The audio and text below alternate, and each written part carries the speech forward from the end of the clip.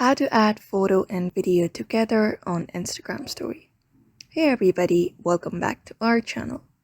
In today's video, we will be guiding you on how you can add up the photo and video together on Instagram story.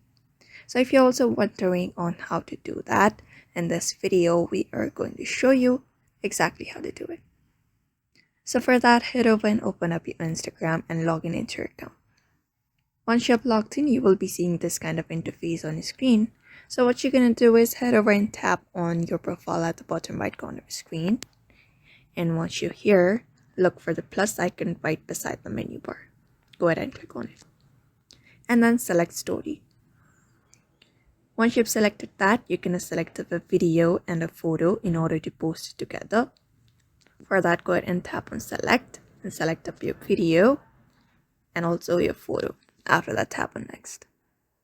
After you have selected it, you will be finding your video right here and then your photo as well. So you can go ahead and tap on next and post it.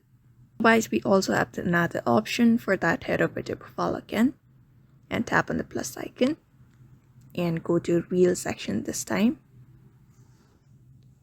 And once you're here, again select up a photo and also a video and tap on next.